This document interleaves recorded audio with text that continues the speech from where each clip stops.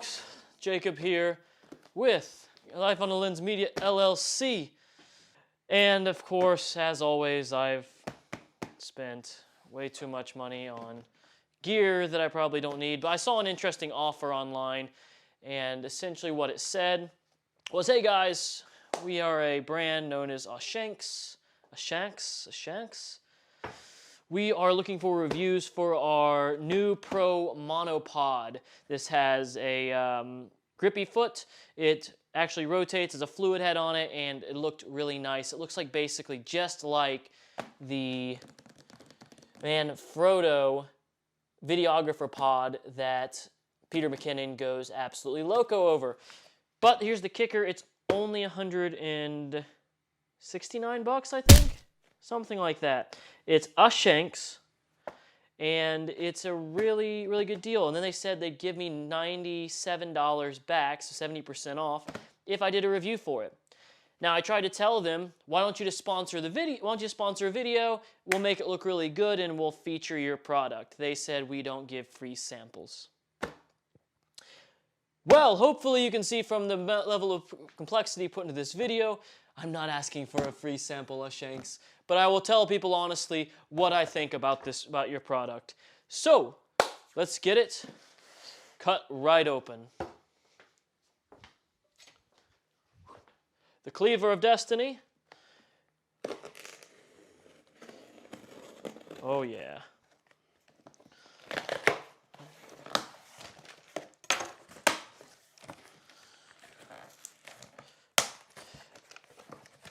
And as you probably noticed from the graveyard of boxes, from the clip when I was bringing this inside, I've been getting a lot of deliveries lately and have not had time to go out to the old community trash compactor for fear of there being a giant monster in there that will surely devour me. But that's for another Star Wars reference. So far, box is pretty basic, no special labeling on it. Now, I've noticed that on Amazon, there's a lot of products that look similar to this at various pricings. Now, I'm wondering if these people are doing the same thing that companies like Newer and a few others are doing, where they're basically just buying these Alibaba stuff and then just repackaging it, essentially, with their own logo. So we're going to find out. If this is shit, I'll send it back. And I'll tell you, of course. But let's get... God,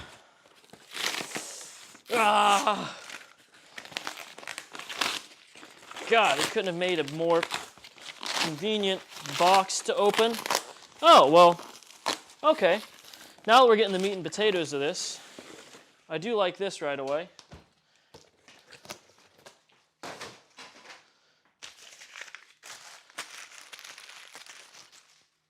But I do like this right off the bat. We've got this nice Shanks bag. It's actually got a good embroidered, not embroidered, but plasticky logo thing on it, or a rubbery logo thing on it. Let's get her opened up. Ooh, okay. So it's had some weight to it. And this does, wow, that feels pro. I'm not gonna lie, that just feels professional off the bat. Get her uncondomed here. Wow. Okay, so that's definitely beefy. So as you can see, just like the its Manfrotto cousin, has these brilliant little feet that come down and hold it up. Ooh, a big fluid head tripod. That's not metal. Can you hear that? It chimes like a bell. That's not plastic. That's metal. That's substantial. Big old fluid head arm. Very nice. I've actually never owned a fluid head tripod. I do so much running, gun, gimbal work. You know, for what I do, I mean, I'm wearing the Spectrum shirt right now, for God's sake, that I don't really have time usually to use a fluid head, but I'm excited to test this thing out because I'm going to do a shoot up in Cleveland, which is where this thing will really be tested out. So it's got good feels a bit stiff on the fluid head so far, but I haven't really played with it much, so I can't really say too much on that. So far, this is what we got. Ooh. And it's got little plastic thingies on it, but man, this thing, it's about as tall as I am. So that's pretty impressive in of itself right there. So let's see, those lock really nicely. So the feet have this lovely locking, almost scale mechanism to it. So let's go ahead and let's bring her down again so we can get her in view on the table here. But the feet themselves actually have this almost scaly thing to it where you can adjust them. So if you want to go a little bit more, you just tilt it up like that. Tilt it up like that, and you've got more tripodness. I don't know. And then this down here, that locks. That allows you to adjust tension pretty well. Okay, so that moves smoothly, and that moves all the way forward and almost back, depending on whether or not you have this little notch right here, which is pretty nice. That'll work good at the fluid head. So let's get this extended again here. Let me just play with the fluid head real quick and see how this actually works now once I get it. So it's got so this is removable, which is good. It has a level on it here, which is pretty nice. It's good to have a level for these kind of things because you never know. Okay, so that adjusts the fluidness of the fluid head, and that, I was hoping it would pan back and forth too, but it looks like the fluid head is limited on that in the sense that it only goes forward and backwards. But let's have a look at this plate here. This looks like kind of Manfrotto-ish style plate. So as I'm undoing it here, come off. Well, it's telling me this way, so what do you mean that way? Oh, I see. So this way, okay. So it's telling you to pull it out the opposite way, so that must mean slide it in this way. So it's got this nice locking mechanism in here that basically this catches and holds on to. I like too, by the way, how it has actual bolts on the bottom, but unlike the DJ Ronin S, for example, these actually have little grips on them, so you don't have to get a screwdriver every time. You just need a screwdriver if they get too tight or if you need to adjust them, things along those lines. So let's follow the arrows back on here. There's that. Tighten it back up here. So this little side thing here tightens it. So I see.